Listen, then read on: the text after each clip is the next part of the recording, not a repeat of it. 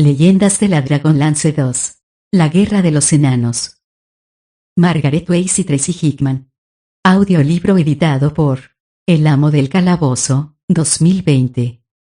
Libro tercero. Capítulo quinto. 5. Raistlin pacta una alianza. El festín se prolongó hasta muy entrada la noche. El campo circundante adquirió nueva vida con el bullicio y las innumerables bromas de las tropas, proferidas tanto en dialectos enaniles o tribales como en lengua solámnica y común. A Raistlin le resultó fácil escabullirse sin que nadie se apercibiera. En la excitación general, no echaron en falta al callado y cínico mago. Se encaminó el hechicero hacia su tienda, que Caramon había mandado restaurar, sin apartarse de las sombras. Embutido en sus enlutadas vestiduras, no era sino uno de esos fugaces fantasmas que a veces se intuyen, más que verse, por el rabillo del ojo.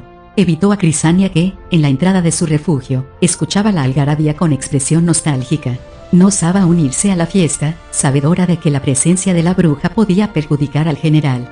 Resulta irónico, recapacitó Raistlin, que en esta época de la historia se tolere a un mago y se vitupere, se escarnezca, a una sacerdotisa de Paladine. Mientras atravesaba sigiloso, calzado con sus botas de piel, el paraje donde había acampado el ejército, sin imprimir apenas sus huellas en la húmeda hierba, el archimago reflexionó que la situación de la hija venerable no dejaba de ser divertida. Alzando la vista hacia las constelaciones del cielo, descubrió a los dos dragones, el de platino y el de las 5 cabezas, que se acechaban desde sus órbitas astrales. Divertida y cruel, concluyó. Pronto abandonó tales cábalas para concentrarse en su problema. El conocimiento obtenido a través de las crónicas de que, si no se hubiera interferido accidentalmente un gnomo, Fistandantilus habría conseguido su propósito, tuvo el don de levantar el ánimo del oscuro hechicero. Según sus cálculos, el intruso era una pieza clave. Había alterado el tiempo y, aunque el mago no se explicaba cómo lo hizo, no le restaba sino ganar acceso al alcázar montañoso de Saman a fin de, una vez allí, introducirse en Torvardin, hallar al dichoso gnomo y desarticular su ingenio. El tiempo volvería a discurrir por sus cauces normales. Solo se modificaría este detalle, algo que favorecía la ejecución de sus designios, pues le conferiría el triunfo donde fracasara Fistandantilus. Por consiguiente, como hiciera su arcano predecesor, Raistlin volcó en la guerra todo su interés y atención para asegurarse la entrada en Saman. Caramon y él pasaron largas horas consultando los mapas, estudiando las fortificaciones, cotejando sus respectivos recuerdos sobre los viajes que realizaran en aquel territorio en un periodo aún futuro y especulando acerca de los cambios que podían haberse producido. El factor esencial para lograr la victoria en la batalla era la toma de Pax Tarkas. Y esta hazaña, repetía el general siempre que lo mencionaban, era poco menos que imposible. Duncan debe de haber apostado una nutrida guarnición de hombres en la fortaleza, comentó el guerrero en una de sus múltiples veladas, puesto el dedo sobre el lugar donde estaba representada. Cartográficamente. Ya sabes cómo es, Raistlin, no habrás olvidado que se construyó entre 2 elevadísimos picos montañosos. Esos enanos pueden resistir el asedio durante años y se lo proponen. No tienen más que atrancar las puertas y liberar las rocas mediante su hábil mecanismo. Se precisó la fuerza de varios dragones plateados para levantar aquellas piedras, apostilló en sombrío ademán. Traza un rodeo, sugirió su hermano. ¿Por dónde?, protestó el aludido. Al oeste se encuentra Qualinost. Los elfos que la habitan no vacilarían en cortarnos en pedazos y ponernos a secar al sol. Al otro lado desplazó el índice hacia levante. No hay sino mar y montaña. Nuestras naves son insuficientes para realizar la travesía y, además, si desembarcamos aquí ahora, su yema señalaba al sur, en ese desierto, quedaremos atrapados en medio con ambos flancos desprotegidos. Nos expondríamos a un ataque desde Pax Tarkas en el norte y Torvardin en el extremo opuesto. El hombretón echó a andar por la tienda, haciendo breves pausas en las que lanzaba impacientes miradas al mapa.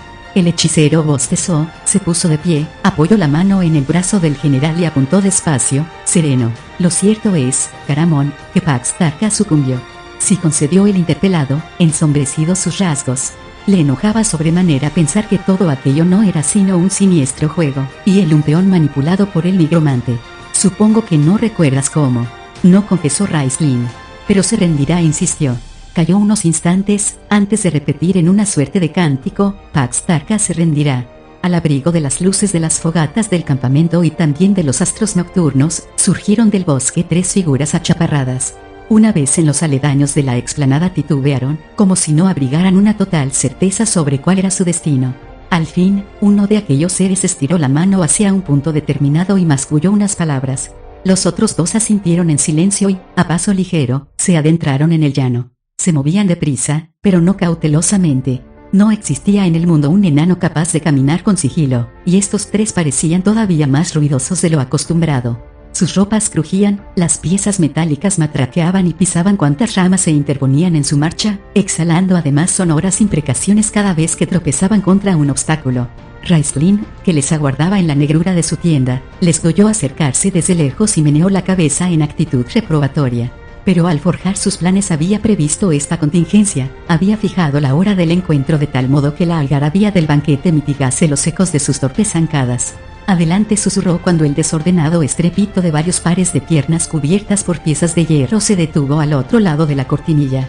Respondió a su invitación un intervalo de quietud, festoneada por un resuello entrecortado y unos cuchicheos que denotaban controversia, ya que ninguno de los enanos quería ser el primero en tocar la misteriosa horrimbre. Alguien emitió un insulto y al fin se abrió el tejido, con una violencia que casi lo rasgó. Entró uno de los recién llegados, sin duda el cabecillas, y había que atenerse a su contoneo, mientras que los otros dos, pegados a sus talones, se mostraban nerviosos y contraídos. El enano que ocupara la avanzadilla se dirigió a la mesa colocada en el centro de la estancia, sin el menor balbuceo, pese a la oscuridad reinante.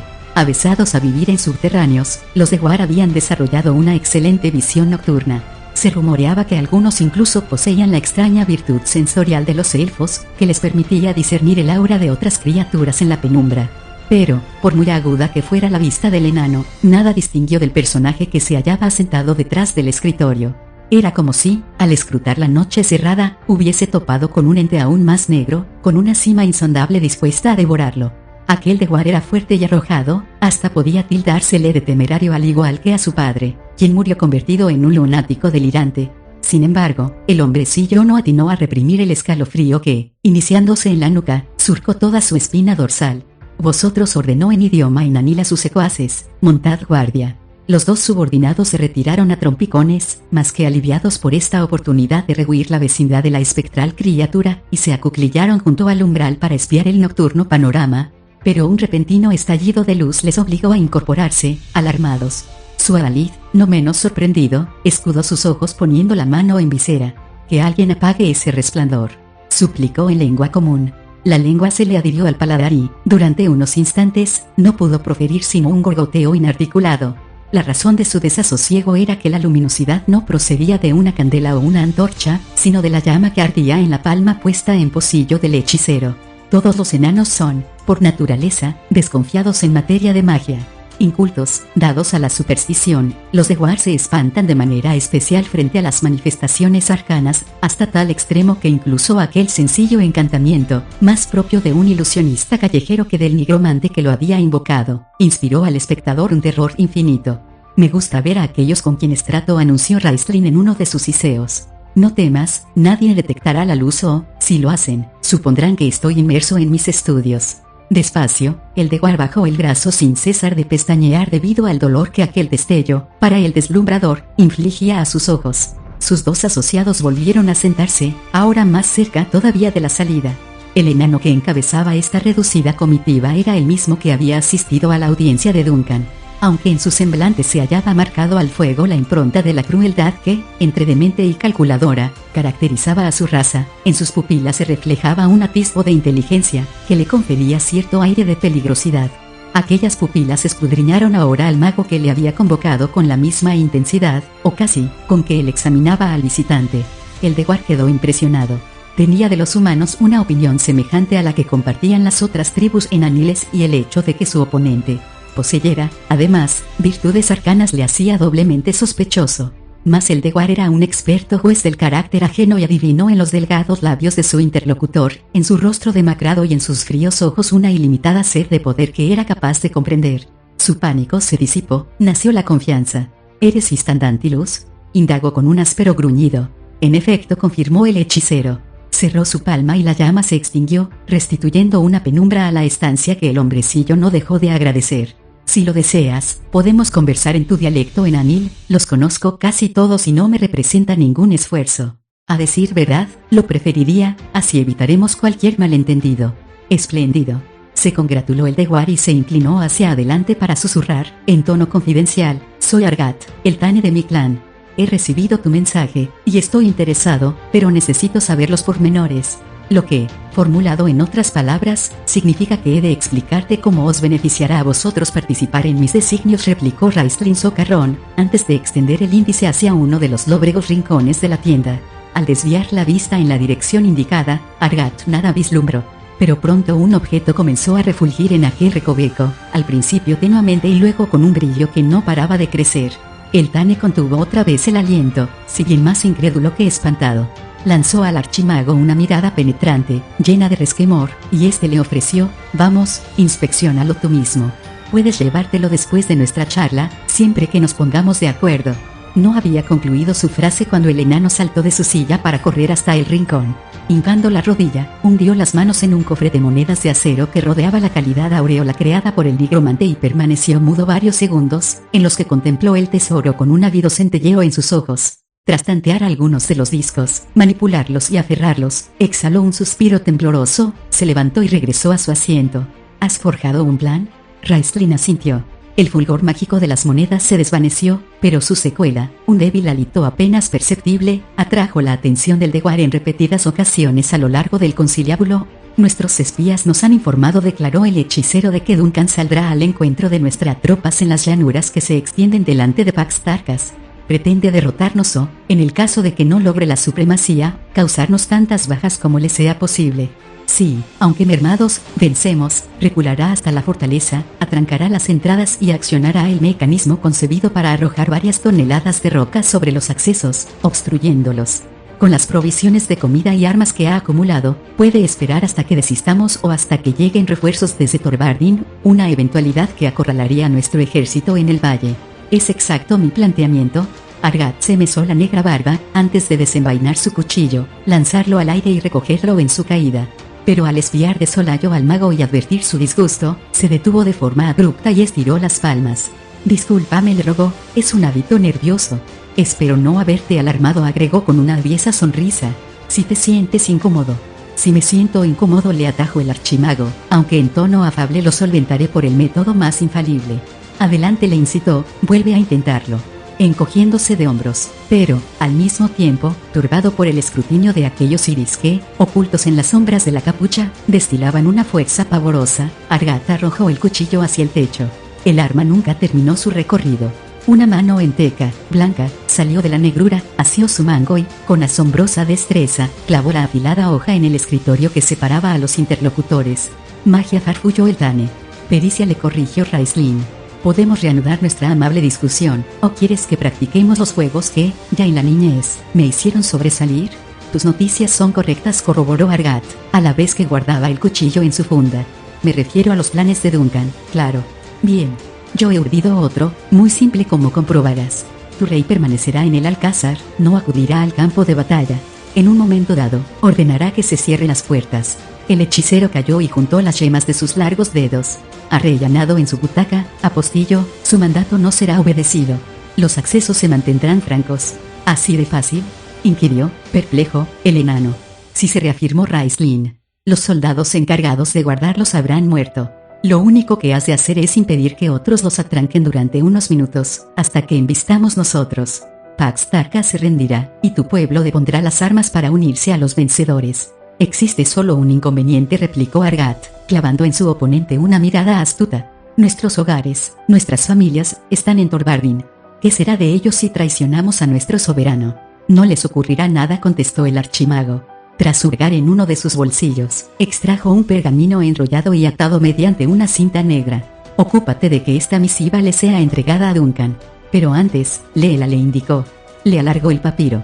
El hombrecillo, fruncido el ceño y sin descuidar la vigilancia de aquella enigmática criatura, lo asió, deshizo la ligadura y se acercó al cofre repleto de monedas a fin de estudiar su contenido bajo el mágico fulgor que dimanaba.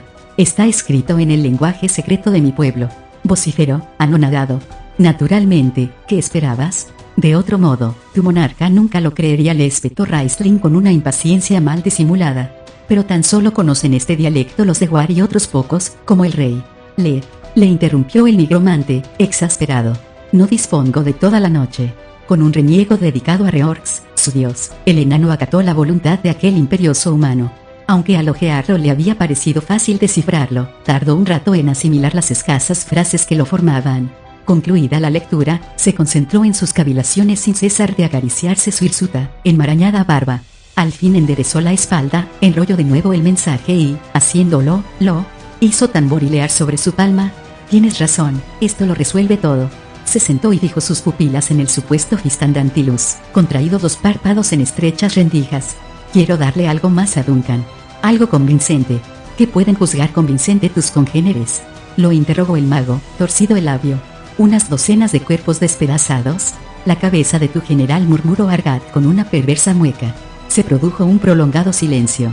Ni un crujido, ni un murmullo de sus pliegues delató los pensamientos del hechicero, que incluso dejó de respirar. Tan densa era la quietud que el enano tuvo la impresión de que constituía una entidad independiente, poderosa y amenazadora. Un temblor agitó su cuerpo, y titubeó. Pero no persistiría en su demanda. Era el único medio de rehabilitarse, de que Duncan lo proclamara héroe igual que al despreciable Caras. Concedido. La voz de Raistlin resonó vacua, desapasionada, sin un acento inusual que tradujera sus emociones. Al hablar se inclinó sobre el escritorio y Argat, amedrentado, se retrajo. Ahora veía sus refulgentes iris, aquellos espejos hendidos que le atraían hacia diabólicas cimas y, por un efecto reflejo, traspasaban sus entrañas. Concedido, repitió el nigromante. Cumple tu parte del trato y yo te prometo que obtendrás tu recompensa. Tu apelativo de ente oscuro no es fruto del azar, ¿verdad, amigo mío? Aventuró el cabecilla enanil. Ensayó una carcajada, que no pasó de ser un grotesco amago. Embutió el pergamino en su cinto y sin aguardar respuesta de su oponente, el cual manifestó su asentimiento mediante un ominoso crujir del embozo, hizo un gesto a sus compañeros por el que les conminaba a recoger el cofre.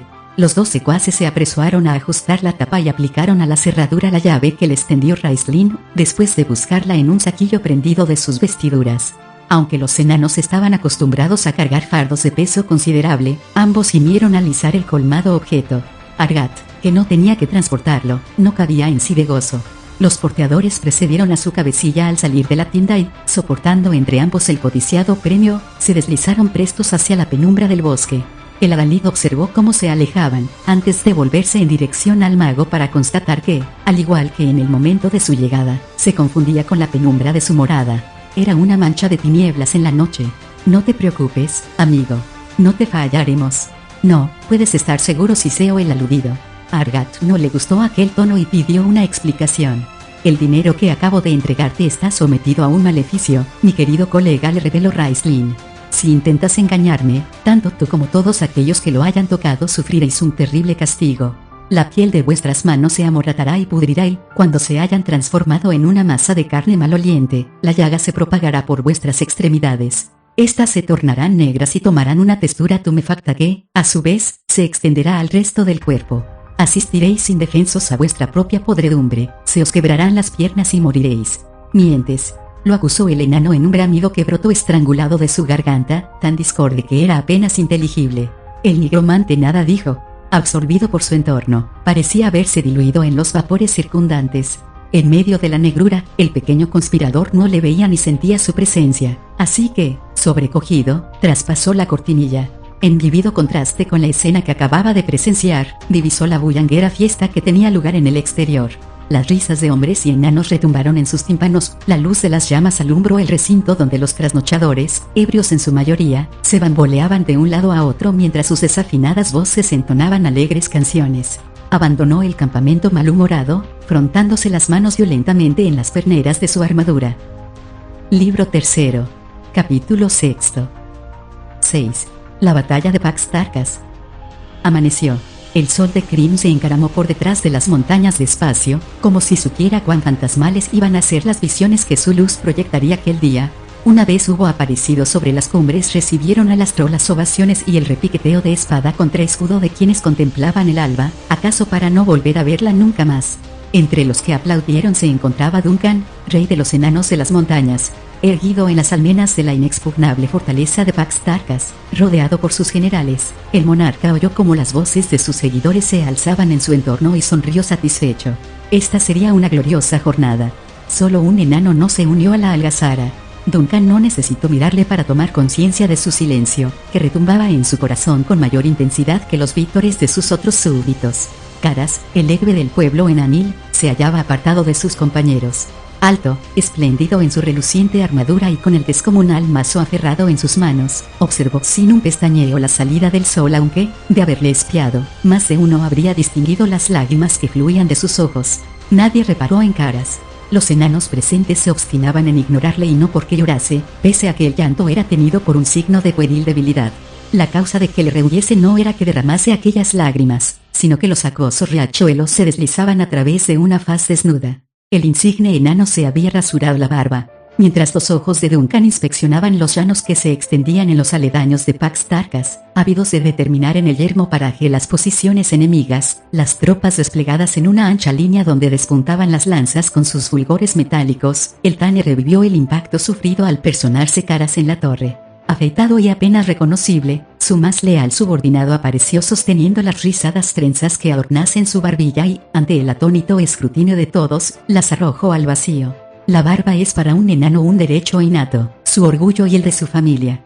Cuando siente un hondo pesar, como la pérdida de un ser querido, deja de atusársela durante el período de duelo, pero solo un motivo puede inducirle a arrancársela: la vergüenza. Se priva de tan sagrado don a quien ha caído en desgracia por asesinar, robar, actuar cobardemente o desertar. Su pérdida nunca es el fruto de una decisión voluntaria. ¿Por qué? Fue lo único que atinó a preguntar el atónito soberano. Abstraída su vista en los aserrados picos, con una voz tan quebradiza como una roca al partirse, el aludido explicó: participo en esta batalla porque tú me lo ordenas, Tane. Te juré fidelidad y mi honor me obliga a no quebrantar tal promesa, pero, mientras lucho, quiero que todos sepan que va en contra de mis principios matar a mis congéneres, incluidos los humanos que, en múltiples ocasiones, han combatido a mi lado. Todos han de comprender que me avergüenzo de cumplir con tan triste deber. Serás un ejemplo magnífico para los soldados encomendados a tu mando, replicó Duncan en tono acerbo. El siervo no respondió al reproche, se limitó a cerrar la boca y refugiarse en su mutismo. Fíjate en eso, Tane. Eran varios los hombrecillos que, al unísono, reclamaron la atención de su adalid. Su grito se debía a que, en el llano, 4 figuras diminutas a causa de la distancia se habían destacado del ejército rival y cabalgaban en dirección a la fortaleza. 3 de ellas llevaban estandartes y la última solo portaba una vara de la que emanaba una luz brillante, diáfana a pesar de la creciente luminosidad ambiental y del tramo que les separaba. El rey de los enanos reconoció los símbolos de 2 de las banderolas. Una era la de sus adversarios de las colinas, con el yunque y el hacha que, en diferentes colores, representaban asimismo a su pueblo.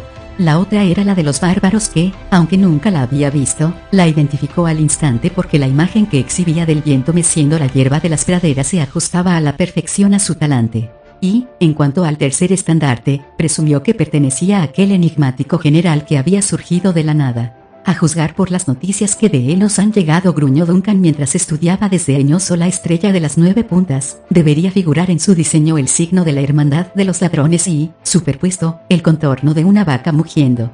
Los generales estallaron en carcajadas ante semejante ocurrencia.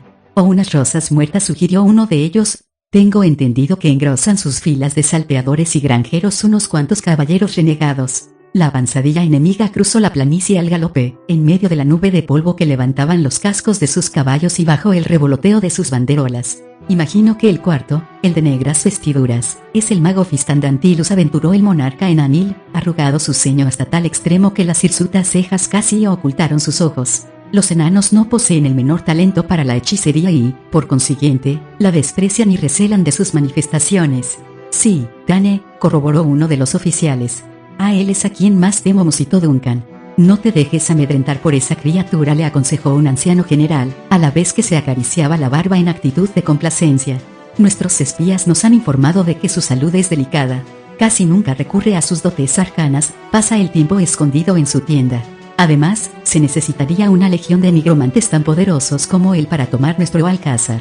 «Supongo que estás en lo cierto», repuso el soberano.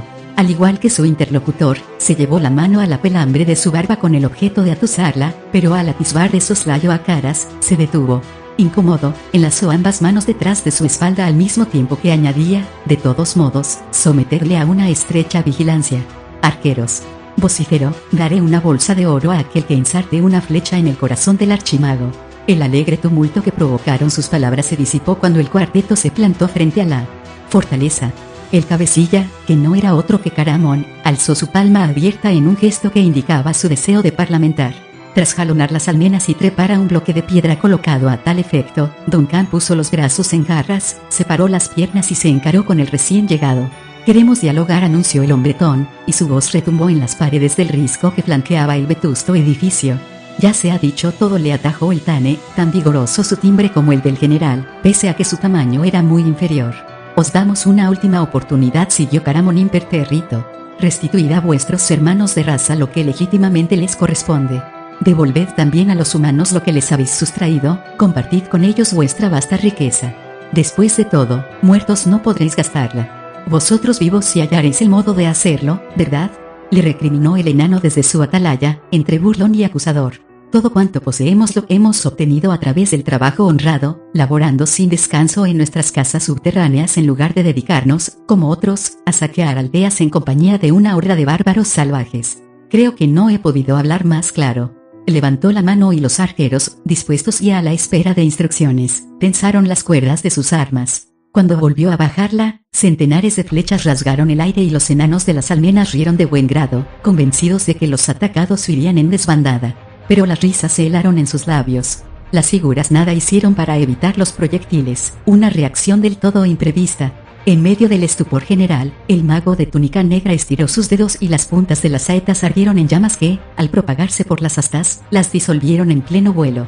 «También nuestra respuesta es elocuente», declaró Caramon con acento severo, frío.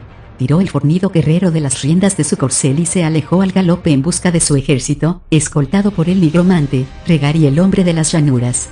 Al oír que sus seguidores murmuraban entre sí y advertir que intercambiaban miradas dubitativas, taciturnas, Duncan descartó sus propias vacilaciones y giró la faz hacia ellos. Su barba temblaba de ira. «¿Qué significa esto?», les reprendió. «¿Os asustan acaso los trucos de un ilusionista ambulante? ¿Qué es lo que conduzco, unas tropas aguerridas o un grupo de niños?». Al comprobar que los amonestados bajaban la cabeza y se sonrojaban, el monarca descendió de la roca. Tras encaminarse de nuevo al puesto que ocupaba antes de producirse el incidente, oteó el ancho patio de la fortaleza, que estaba formado no por muros de manufactura enamil, sino por las paredes naturales de la montaña. Numerosas grutas se alineaban en la piedra, aberturas que habitualmente daban libre curso a densas humaredas y a los ecos que despedía el mineral al ser extraído y transformado en acero. Ese día, sin embargo, las minas y las fraguas estaban cerrados. El patio que contemplaba el Tane era un auténtico hervidero de hombrecillos que, ataviados con pesadas armaduras, tanteaban sus escudos o revisaban sus hachas, pertrecho elegido por la infantería. Todas las cabezas se alzaron al asomarse de un canal parapeto y las aclamaciones que se habían interrumpido al arribar el adversario renacieron con nuevo ímpetu. «¿Esto es la guerra?», bramó el rey, imponiéndose a la batahola. Se hizo un breve silencio hasta que, todos a una, los enanos entonaron un cántico. «Bajo las montañas, del hacha la esencia brota de las cenizas, del alma, de un fuego apagado. Templado su hastil, anuncia su presencia, pues las montañas el hálito de la guerra han fraguado. El corazón del soldado domina y anima la acción. Vuelve glorioso, o sobre el blasón. Salidas de las cuevas, al surcar el aire, en una pirueta, las hachas sueñan con la roca, con metal vivo que nació de una generosa veta. Metal y piedra y metal, cual lengua y boca. El corazón del soldado anhela, desea la acción. Vuelve glorioso, o sobre el blasón. El rojo del hierro, sangre vengadora de lo inmundo, el verde del bronce, del cobre siempre fiel, creados en el fuego de la fragua del mundo, consumen la injusticia al hender la piel. El corazón del soldado descansa, completa la acción. Vuelve glorioso, o sobre el blasón. Excitado por la tonada, el Tane sintió que desaparecía su resquemor como antes se desvanecieran las flechas. Sus generales abandonaron las almenas a fin de ocupar sus posiciones de batalla, todos salvo Argat. Además del mandatario de los de War, quedaron en la torre Caras y el propio Duncan, quien, tras clavar sus pupilas en el héroe y consejero, despegó los labios resuelto a hablar. El respetado súbdito refrenó tal intento mediante una mirada sombría, que ponía de manifiesto sus alteradas emociones. Sin pronunciar una palabra, se inclinó en una reverencia y siguió a los otros oficiales para situarse, también él al frente de su batallón de infantería. Que Reorx le confunda y haga crecer en su faz una barba de llamas. Farfulló Duncan mientras se aprestaba a descender al patio, ya que debía estar presente cuando se abrieran las puertas y su ejército emprendiera la marcha. ¿Quién es él para tratarme así?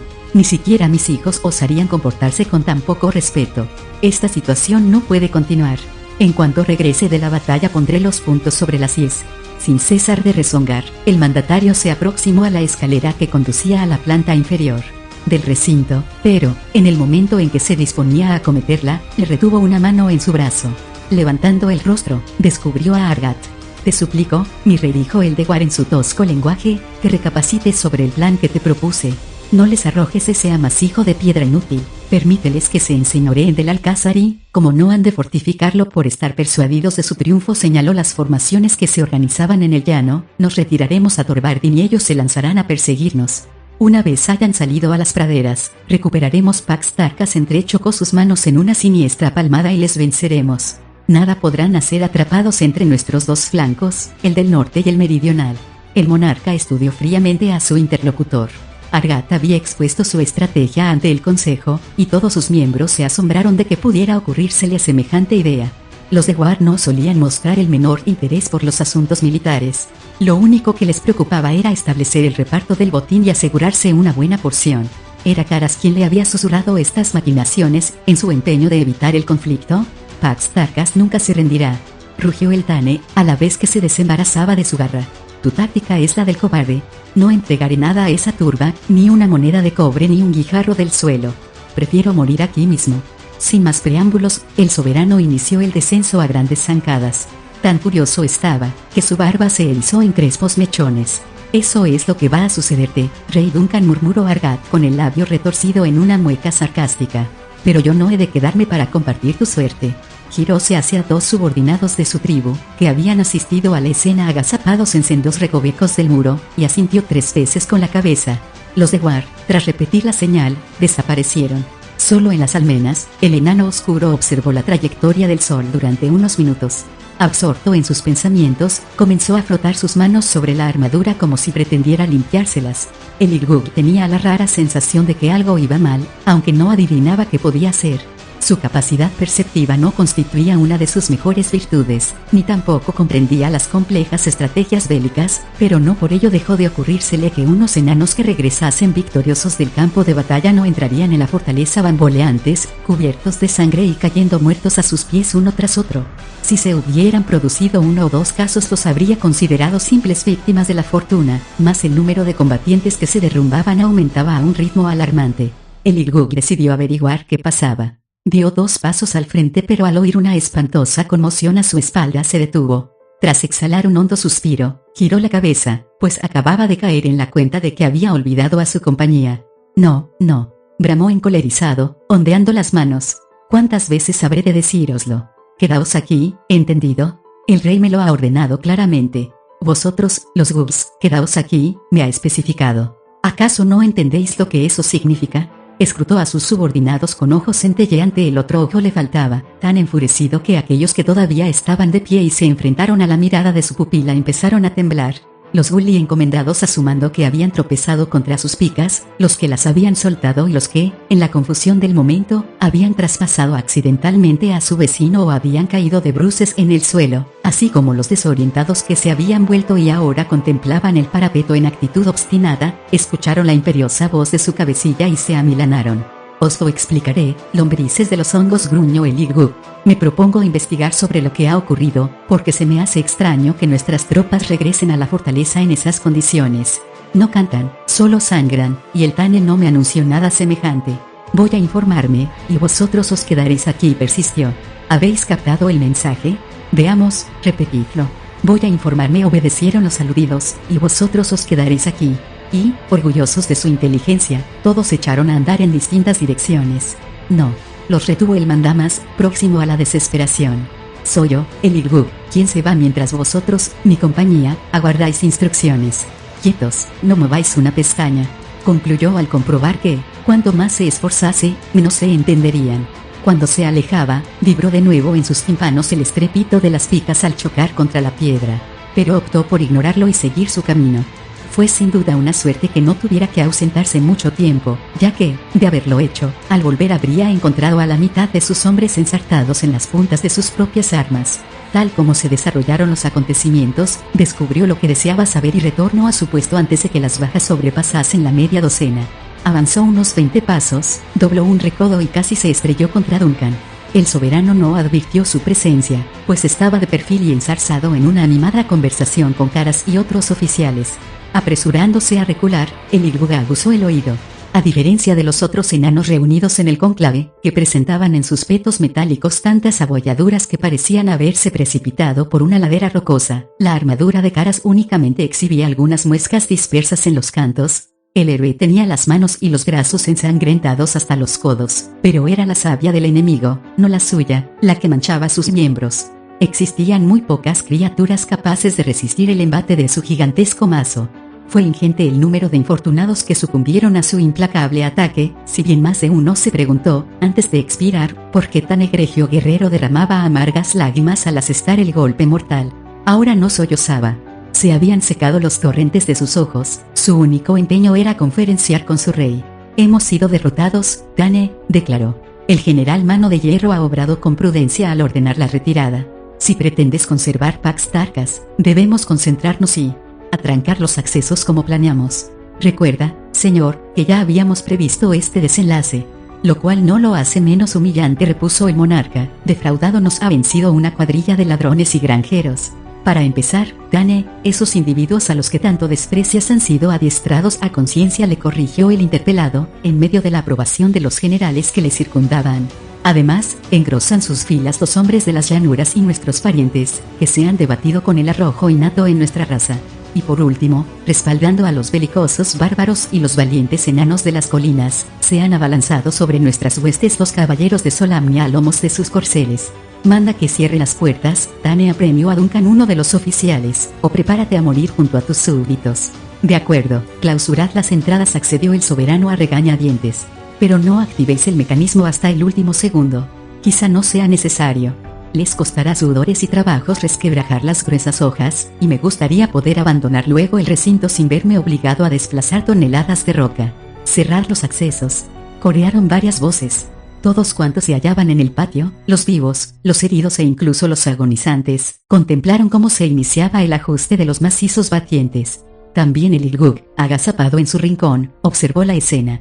Había oído comentar en innumerables ocasiones con cuánta delicadeza aquellas colosales puertas se deslizaban sobre sus no menos enormes goznes que, siempre lubricados, funcionaban tan suavemente que 2 enanos a cada lado bastaban para accionarlos. Al retumbar en sus oídos el chirriar de la madera, del metal, se dijo que era una lástima que no pusieron en funcionamiento el manubrio de las piedras. El espectáculo que ofrecían los peñascos al caer en un auténtico alud debía de ser portentoso, lamentaba perdérselo. No obstante, antes de que concluyera la operación, lanzó una postrera mirada al exterior, y lo que vio le sobrecogió hasta tal punto que casi se estranguló a sí mismo al contener el resuello, paralizados todos sus músculos. Un ingente tropel de criaturas armadas corría hacia él, y no se trataba de su ejército. Tras cavilar unos instantes, decidió que en aquel conflicto solo había 2 bandos, el suyo y el del adversario, por lo que dedujo horrorizado que era el enemigo quien se acercaba. El sol, en su cenit, reverberaba en las armaduras de los caballeros de Solamnia, arrancaba fulgores de sus escudos e incendiaba las espadas que esgrimían. Tras ellos, la infantería reclutada por el poderoso Fistandantilus marchaba hacia la fortaleza antes de que sus defensas le obstruyesen el paso. Los escasos enanos de las montañas que tuvieron agallas para interponerse fueron reducidos en un santiamén, pereciendo bajo los destellos del acero y el estampido de los cascos hostiles. El ejército rival se aproximaba sin tregua. Nervioso, el Ilbug tragó saliva. Nada sabía de maniobras militares, pero se le antojó que aquel era el momento propicio para terminar de aislar el recinto y, al parecer, los generales coincidían en esta opinión, ya que todos se precipitaron en dirección a la entrada entre gritos e improperios. «En nombre de Reorx, que les retiene», apuntó Duncan al constatar la anomalía. Caras palideció de manera ostensible, antes de responder: «Tane, hemos sido traicionados. Tienes que huir sin demora». «¿Sé cómo?», balbuceó el soberano al mismo tiempo que, alzándose de puntillas, intentaba ver qué ocurría en el patio. Fue inútil. La muchedumbre que allí se había arremolinado le impedía distinguir cualquier movimiento revelador. «¿Traicionados?», repitió. «Por los de War, mi señor», insistió Caras, que, merced a su insólita estatura, podía otear el panorama mejor que el mandatario. «Han asesinado a los custodios y ocupan su lugar, ingeniándoselas para mantener los accesos abiertos. Matadlos». La boca del monarca espumeaba a causa de la ira, la saliva goteaba por su barba. «Acabad con todos ellos». Si no me obedecéis, añadió, a la vez que desenvainaba su espada, yo personalmente me encargaré de que reciban su merecido. No, Tane, le rogó el héroe de los enanos, haciéndole por la nuca cuando echaba a andar en un impulso desenfrenado. Es demasiado tarde. Vayamos en busca de los grifos y huye a Thorbardin. Tienes que salvarte, mi rey. Pero Duncan no estaba en situación de razonar. Cegado por la rabia, se debatió entre los brazos de su consejero y este, aunque detestaba la violencia, cerró el puño y lo incrustó en la mandíbula de su superior. El soberano retrocedió a trompicones, sin derrumbarse. Te haré decapitar por insubordinación, amenazó al leal Caras. Mejor aún, yo mismo me cobraré tu cabeza. Aferró la empuñadura de su arma, todavía bajo los efectos del impacto, mas fue la supuesta víctima quien zanjó el enfrentamiento. Con expresión pesarosa, el héroe propinó un nuevo golpe a su oponente que le privó del sentido. Inclinándose sobre el monarca, que yacía desmayado en el suelo, Caras lo levantó en volandas sin molestarse en quitarle la pesada armadura y, con un gemido, se lo cargó al hombro. Tras llamar a algunos de los enanos que aún podían luchar y cubrirle, partió hacia el lugar donde aguardaban los grifos. El rey, en estado comatoso, balanceaba los brazos en un desordenado vaivén. El Irgug, mientras tanto, seguía espiando al enemigo en una suerte de fascinación. No tardaría en irrumpir en el alcázar, pero él tenía las manos atadas porque no quería desacatar la explícita orden de su soberano. Quedaos aquí. En efecto, eso era lo que debía hacer. Dio pues media vuelta y regresó junto a su tropa. Aunque merecen su reputación de ser la raza más cobarde de cuantas pueblan Krynn, los enanos Gulin, si alguien intenta acorralarles, pueden desplegar una ferocidad que desconcierta a sus rivales. A pesar de esta singular capacidad, la mayoría de los ejércitos suelen relegar a tales tribus a las posiciones de refuerzo, dejándolos en la retaguardia para evitar males mayores. Lo cierto es que un regimiento de enanos Gulin inflige tantas pérdidas a su bando como al contrario, o quizá más por tenerlo a su alcance. Conocedor de tal circunstancia, Duncan había apostado al único destacamento de hombrecillos de este clan que vivían en Pax Tarkas, donde trabajaban como mineros, en el muro lateral del patio, y les había prohibido abandonarlo, con la única finalidad de eludir posibles complicaciones. Aunque temeroso de sus reacciones, el Tane les había provisto de picas por si, contra todo pronóstico, el enemigo conseguía atravesar las puertas. Su misión consistía en desarticular a la caballería, que entraría en primer lugar. Eso era, precisamente, lo que estaba sucediendo. Al ver la arremetida de las huestes de Fistandantilus, sabedores de que estaban atrapados y derrotados, todos los enanos que habitaban Pax Tarkas se sumieron en la confusión. Algunos conservaron la cordura. Los arqueros de las almenas descargaron una lluvia de flechas sobre los asaltantes y lograron aminorar su marcha, mientras los oficiales supervivientes reunían a sus compañías y se aprestaban a luchar antes de refugiarse en las montañas. Pero la mayoría se dieron a la fuga, ansiosos de salvaguardar sus vidas en el cobijo de las cumbres circundantes. Transcurridos los primeros minutos de desorden, solo un grupo quedó en el patio. Los enanos Gulin, al mando del Irgug, eran los únicos que se interponían en el camino del adversario. Ha llegado la hora de la verdad, dijo el cabecilla, que aún resoplaba por la carrera. Tenía el rostro blanquecino debajo de la capa de suciedad, pero se mostró tranquilo y compuesto. Se le había dicho que no se moviera de su puesto, y por la barba de Reorx que no había de hacerlo. Ni siquiera los regimientos más organizados que, ante la imposibilidad de defenderse, habían iniciado la retirada le inducirían a mudar su actitud.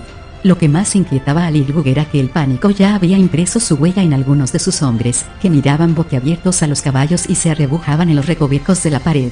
Al percatarse de que, a un galope ensordecedor, los corceles hollaban la tierra lindante con la fortaleza, cerca de las puertas abiertas, el mandamás decidió que debía infundir moral a su compañía. Además de adiestrarlos para actuar en momentos críticos como el que ahora se avecinaba, el Irgug les había enseñado una divisa guerrera de la que se sentía muy orgulloso. Pero todavía no se la habían aprendido, a pesar de los repetidos ensayos. ¿Qué me debéis?, vociferó para dar el pie. La muerte, exclamaron todos al unísono, renacido su ánimo. No, no, protestó el cabecilla, exasperado. Pateó el suelo, y sus seguidores intercambiaron compungidas miradas. Lo que tenéis que contestar, larva sin seso, es lealtad eterna. Se adelantó uno en triunfante postura. Los otros se regañaron, mascullando insultos como pelotillero. Uno, conocido por su carácter celoso, incluso le azuzó con la pica, lo que no causó ninguna desgracia porque la sostenía del revés y solo hundió en su costado el extremo romo del mango. Correcto, le felicitó satisfecho el Irgug, quien, mientras así les entretenía, procuraba ignorar el creciente estruendo de los casos. Probemos de nuevo, espero que ahora salga bien. ¿Qué me debéis? Lealtad imper, y eterna. Más que una respuesta, aquello fue un trabalenguas. Ante la dificultad de las palabras, los enanos solo emitían sonidos discordes y, aunque al fin dieron con el término exacto, no le confirieron la cadencia, ni el entusiasmo, del alumno aventajado. Alguien levantó la mano. ¿Qué deseas, Gug Snoop?, inquirió el Gug con una mueca de impaciencia. ¿Te debemos lealtad eterna después de muertos?, preguntó el llamado Snoop. El mandamás lo estudió con un fulgor furibundo en su único ojo. No, gusano rastrero, le espetó entre el rechinar de sus dientes. La muerte o lealtad eterna, en el orden que exija la necesidad. Los bullies se carcajearon, tremendamente divertidos por el comentario. Pero el cabecilla, consciente de que el enemigo se hallaba a ínfima distancia, interrumpió la jocosidad para ordenar, vuelto el rostro hacia la rugiente caballería: equilibrad las picas. Fue un error del que se percató antes casi de concluir, al oír el torbellino de reniegos y gemidos de dolor que se produjo a su espalda. A estas alturas, no obstante, poco importaba. El sol se puso inmerso en una neblina sanguinolenta, zambulléndose tras los silenciosos bosques de Qualinost. Reinaba una calma absoluta en Pax Tarkas, ya que la colosal e inexpugnable fortaleza había caído poco después del mediodía. Durante la tarde los asaltantes habían tenido que debatirse en las escaramuzas organizadas por grupúsculos de enanos que, aunque resueltos a retirarse a las montañas, habían mostrado su resistencia hasta el último instante.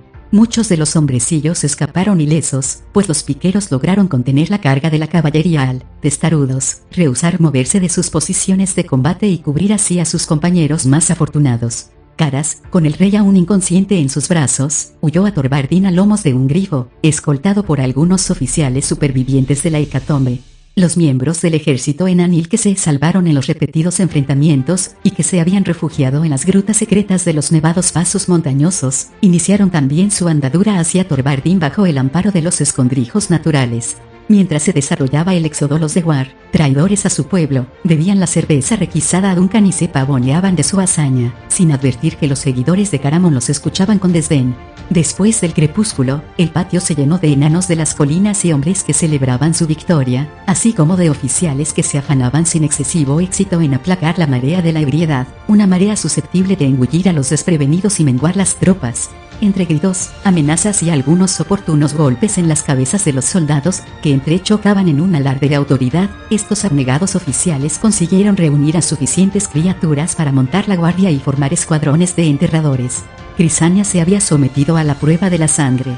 Pese a haberse mantenido al margen de la batalla bajo la vigilante mirada de Caramon, después de tomar el alcázar se las había ingeniado para eludirlo. Ahora, envuelta en su capa y su embozo, se deslizaba entre los heridos y sanaba a aquellos a los que podía acercarse sin llamar la atención. Años más tarde los escogidos relatarían a sus nietos que habían visto a una figura ataviada de blanco, con una aureola luminosa en el cuello, que posaba las manos en sus llagas y mitigaba de inmediato su sufrimiento. Mientras cada uno se dedicaba al quehacer que le había sido asignado, el general se reunió con algunos de sus más leales adeptos en una estancia de Pax Tarkas. Debían elaborar una estrategia, si bien el hombretón estaba tan exhausto que apenas atinaba a pensar. En medio del ajetreo, fueron pocos los que repararon en el solitario personaje que, vestido de negro, cruzó el umbral de la mole poco antes de anochecer. Cabalgaba un corcel de pelaje tan oscuro como su atuendo, que respingaba cada vez que los efluvios de la sangre se adherían a sus hollares.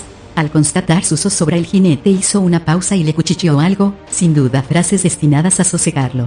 Quienes advirtieron su presencia tuvieron un espasmo de terror, persuadidos en su estado febril, o etílico, de que la muerte en persona venía a reclamar los cadáveres que no habían recibido sepultura.